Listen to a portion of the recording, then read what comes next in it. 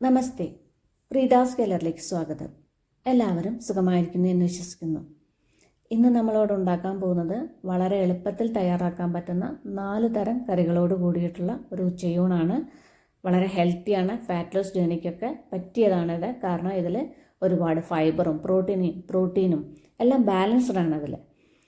അപ്പോൾ വീഡിയോ എല്ലാവരും സ്കിപ്പ് ചെയ്യാതെ മുഴുവനായിട്ട് കാണുമെന്ന് വിചാരിക്കുന്നു. വീഡിയോ ഇഷ്ടമായിട്ടുണ്ടെങ്കിൽ ഒന്ന് ലൈക്ക് ചെയ്യാനും മറ്റുള്ളവർക്കൊക്കെ ഷെയർ ചെയ്ത് കൊടുക്കാനും മറക്കില്ലല്ലോ. സബ്സ്ക്രൈബ് ചെയ്യാത്തവർ ഒന്ന് സബ്സ്ക്രൈബ് ചെയ്യാനും മറക്കല്ലേ. എന്നാൽ നമുക്ക് ഇതെല്ലാം എങ്ങനെ ഉണ്ടാക്കുന്നത് എന്ന് നോക്കാം. ആദ്യം നമുക്ക് എണ്ണയൊന്നും ചേർക്കാതെ ചിക്കൻ ഒന്ന് ഫ്രൈ ചെയ്തെടുക്കാൻ വേണ്ടിയിട്ട് ഞാനിവിടെ 1 കിലോ ചിക്കൻ ബ്രസ്റ്റാണ് എടുത്തിട്ടുള്ളത്. ബ്രസ്റ്റിലല്ലേ ഒരുപാട് പ്രോട്ടീൻ ഉള്ളത്.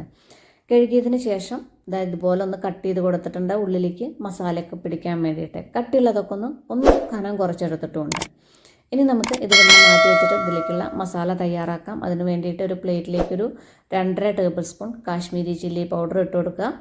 എരിവുള്ള മുളക് പൊടിയാണെങ്കിൽ അത് കുറച്ചിട്ട് ഒരു 1.5 ടേബിൾ സ്പൂണൊക്കെ ഇട്ട് കൊടുത്താൽ മതി. 3/4 ടേബിൾ സ്പൂൺ വെളുത്തുള്ളിപ്പൊടി ഇല്ലെങ്കിൽ ഇഞ്ചിയും വെളുത്തുള്ളി പേസ്റ്റ് ഇട്ട് കൊടുത്താൽ മതി. 1/2 ടീസ്പൂൺ ഗരം മസാലപ്പൊടി, 1/2 ടീസ്പൂൺ ജീരകപ്പൊടി, 1/2 ടീസ്പൂൺ മഞ്ഞൾപ്പൊടി. പിന്നെ ഈ ചിക്കനിലേക്ക് ആവശ്യത്തിനുള്ള ഉപ്പ് കൂടി ഇട്ട് കൊടുക്കുക. ഞാനിപ്പോൾ 1 ടീസ്പൂൺ ഇന്ദുപ്പാണ് ഇതിലേക്ക് ചേർത്ത് കൊടുക്കുന്നത്.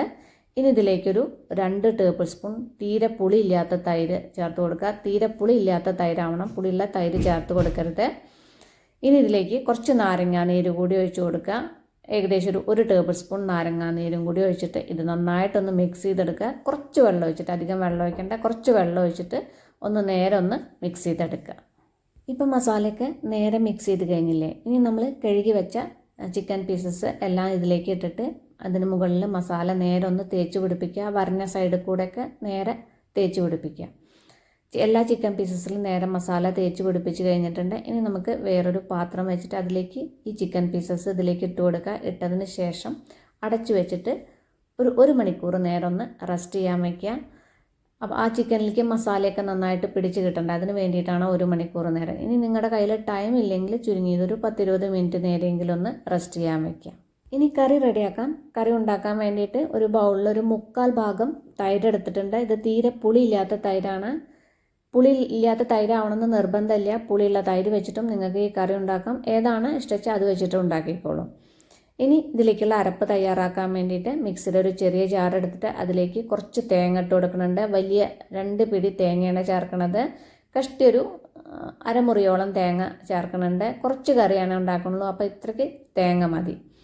ഇനി ഇതിലേക്കൊരു 4 ചെറിയ ഉള്ളിയും ചേർക്കുക. ഇത് നല്ല ചെറിയ ഉള്ളിയാണ്, അതുകൊണ്ടാണ് 4 എണ്ണം. വലുതാണെങ്കിൽ ഒരു 3 എണ്ണം മതി.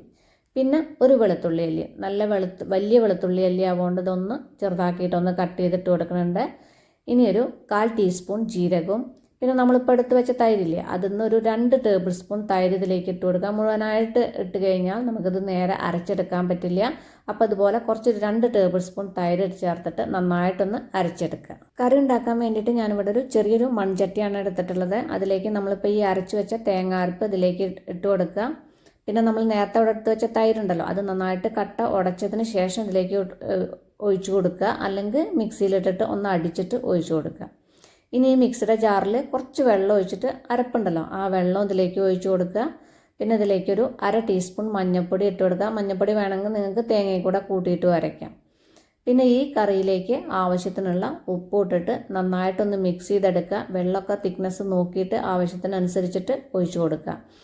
ഇത് തീരെ പുളിയില്ലാത്ത തൈരാണ്, അപ്പോൾ ഞാൻ ഒരുപാട് വെള്ളം ഒഴിച്ചു കൊടുക്കണില്ല. എന്നാലും ആ തൈരിൻ്റെ പാത്രത്തിൽ കുറച്ചുകൂടി വെള്ളം ഒഴിച്ചിട്ട് അത് ഇതിലേക്ക് ഒഴിച്ചു കൊടുക്കുന്നുണ്ട്. പുളിയുള്ള തൈരാണെങ്കിൽ കുറച്ചുകൂടി വെള്ളം ഒഴിച്ചു കൊടുക്കാം. പുളിയില്ലാത്തതാകുമ്പോൾ ഒരുപാട് വെള്ളം ആയി കഴിഞ്ഞാൽ ടേസ്റ്റ് ഉണ്ടാവില്ല. ഇപ്പോൾ കട്ടകളൊന്നുമില്ലാതെ നേരെ മിക്സ് ചെയ്ത് കഴിഞ്ഞിട്ടുണ്ട്. ഇനി ഞാനിത് സ്റ്റൗവിലേക്ക് വെച്ചിട്ടുണ്ട്. പിന്നെ ഇതിലേക്കൊരു 1/4 ടീസ്പൂൺ കായപ്പൊടി ഇട്ട് കൊടുക്കുക. കായപ്പൊടിയൊക്കെ ഇടുമ്പോൾ ഈ മോര് കറിക്ക് ഒരു പ്രത്യേക ടേസ്റ്റാണ്. പിന്നെ ഇതിലേക്ക് എരിവിന് വേണ്ടിയിട്ട് പച്ചമുളകാണ് ചേർക്കുന്നത്. ഒരു 4 പച്ചമുളക് ഞാനിതിലേക്ക് ഒന്ന് കീറി ഇടുന്നുണ്ട്.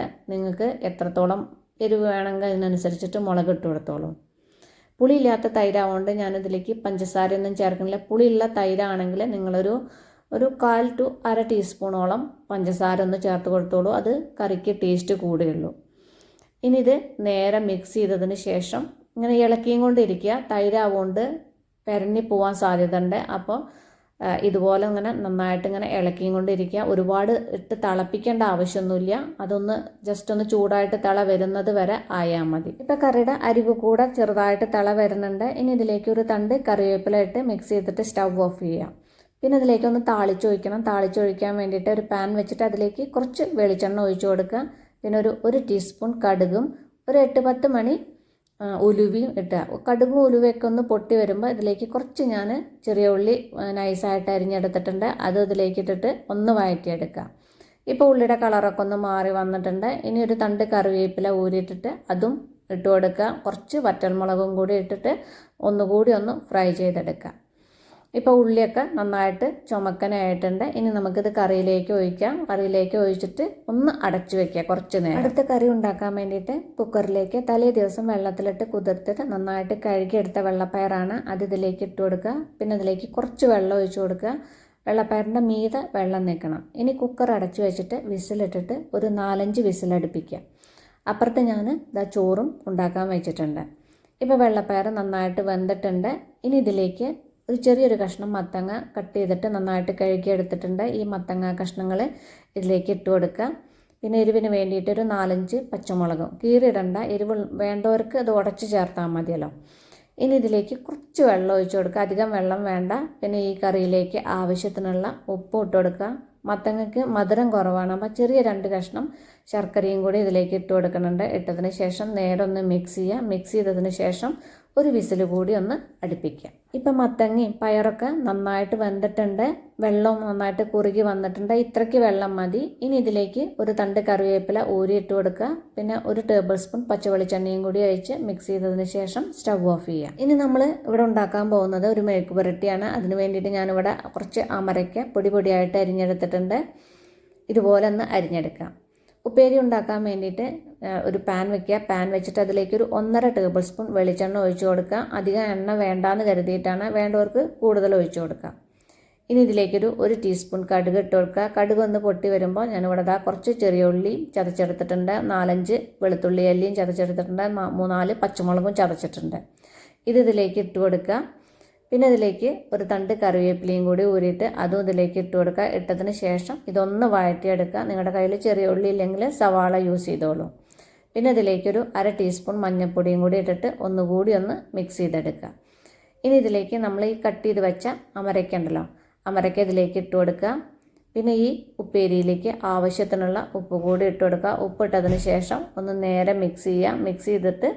മിക്സ് ചെയ്തതിന് ശേഷം അടച്ചു വെച്ചിട്ട് ലോ ഫ്ലെയിമിലൊന്ന് കുക്ക് ചെയ്തെടുക്കുക. ഇപ്പോൾ ഉപ്പേരിയൊക്കെ നേരെ വെന്തിട്ടുണ്ട്. ഇനി അതിൽ വെള്ളമൊക്കെ ഒന്ന് വറ്റിച്ചെടുക്കുക. വേണമെന്നുണ്ടെങ്കിൽ നിങ്ങൾക്ക് ലാസ്റ്റിൽ കുറച്ച് വെളിച്ചെണ്ണ തൂവി കൊടുക്കുക. ഞാൻ വെളിച്ചെണ്ണയൊന്നും ഒഴിച്ചു കൊടുക്കണില്ല. ഇനി ഞാനിവിടെ ചിക്കൻ ഗ്രില്ല് ചെയ്യാനാണ് പോണത്. അതിനിവിടെ ചിക്കൻ പീസസ് ഇതിലേക്ക് വെച്ച് കൊടുക്കുന്നുണ്ട്. ഗ്രില്ല് ചെയ്യാൻ നിങ്ങൾക്ക് പറ്റില്ലെങ്കിൽ പാനിൽ 1 ടീസ്പൂൺ എണ്ണ ഒഴിച്ചു കൊടുത്താൽ മതി. എന്നിട്ട് ചിക്കൻ പീസസ് വെച്ചിട്ട് അടച്ചു വെച്ചിട്ട് ലോ ഫ്ലെയിമിൽ കുക്ക് ചെയ്യുക. ചിക്കനിലെ വെള്ളമൊക്കെ ഇറങ്ങിയിട്ട് നന്നായിട്ട് വെന്ത് കിട്ടും. തിരിച്ചു വിട്ടിട്ട് അതുപോലെ ഡ്രൈ ആക്കി എടുക്കുക. നല്ല ഗ്രില്ല് ചെയ്ത പോലെ ചിക്കൻ പീസസ് കിട്ടും.